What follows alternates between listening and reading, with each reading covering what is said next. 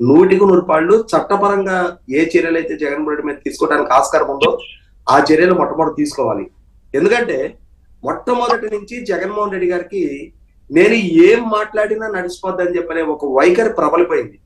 కాబట్టి నంద్యాల ఉప ఎన్నిక నాడు రాష్ట్ర ముఖ్యమంత్రి గారిని ఉద్దేశించి నడిపాదార్లో కాల్చాలి అని వ్యాఖ్య చేసిన నాడే గనక చట్టపరంగా అతని మీద కేసులు నమోదు చేసి తీసుకెళ్లి లోపలేసి ఉన్నట్టయితే ఎవరిని ఏం మాట్లాడినా చెల్లుబాటు కాదు, చట్టపరమైన కాన్సిక్వెన్సెస్ ఎదుర్కోవాల్సి ఉంటది అని చెప్పని రుచి చూపించున్నట్టయితే అతనికి కొంత కాళ్ళు నేల మీద రావడానికి ఆస్కారం ఉండేది, నెత్తికెక్కిన కళ్ళు అసలు స్థానంలో ఉండటానికి ఆస్కారం ఉండేది. కానీ చంద్రబాబు నాయుడు గారి ప్రభుత్వం ప్రదర్శించిన ఉదాసీనత ఏముందిలే, అతనేదో అతని దారిని మాట్లాడుకుంటా ఉంటాడు, మనం ప్రజాస్వామ్యబద్ధంగా వ్యవహరిస్తా ఉన్నాము, మనం ప్రజాస్వామ్యబద్ధంగా వ్యవహరించినంత వరకు ప్రజలు అతని వ్యవహార శైలి ఏంటి మన వ్యవహార శైలి ఏంటి అనే విచక్షణ ప్రజలు గుర్తిస్తారు అని చెప్పని అనుకున్న చంద్రబాబు నాయుడు గారు దాన్ని ఒక హీరోయిక్ వర్షిప్ గా ఫాలో అయ్యే సైకో ఫ్యాన్సీ జనం కూడా ఉన్నారు అనేది విస్మరించారు. ఆ విస్మరించిన పర్యవసానం 2019 ఎన్నికల్లో ఎటువంటి ఫలితాలు ఎదురైనా చూసాం. అయినా సరే జగన్మోహన్ రెడ్డి గారి వ్యవహార శైలిలో మార్పు రాలా.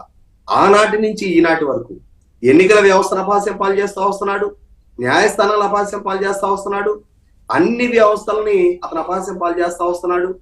తన నాయకులు చేసిన తప్పుల్ని చాలా అంటే అసలు అవి తప్పులే కాదు, అవి చాలా ప్రజాస్వామ్యబద్ధంగా వాళ్ళ నాయకులు వ్యవహరించిన వ్యవహార శైలిగా చిత్రీకరించే ప్రయత్నం చేస్తా ఉన్నాడు.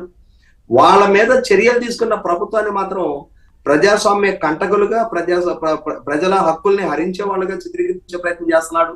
ఇటువంటప్పుడు కనీసం ఇప్పటికైనా సరే ప్రభుత్వం ఇతను కట్టడి చేయకుంటే, ఒక పక్క చంద్రబాబు నాయుడు గారు నారా లోకేష్ గారు పదే చెప్తా ఉన్నారు పారిశ్రామికవేత్తలు పెట్టుబడిదారులు రాష్ట్రంలో పెట్టుబడి పెట్టాలి అని అంటే మరొకసారి జగన్మోహన్ రెడ్డి పరిపాలనకు వస్తే ఏంటి పరిస్థితి అని చెప్పని ప్రశ్నిస్తా ఉన్నారు అని చెప్పారు.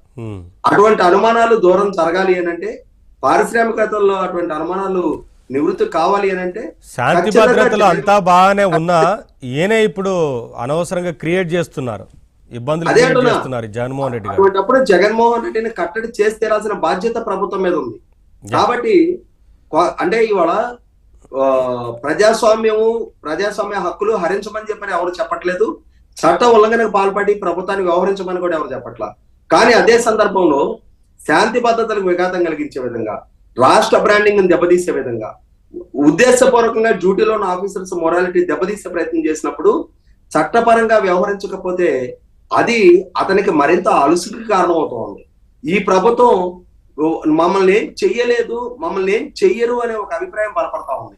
100కి 100 జగన్మోహన్ రెడ్డికి కూడా చట్టపరంగా ఎదురుగాబోయే కాన్సిక్వెన్సెస్ ఏంటనేది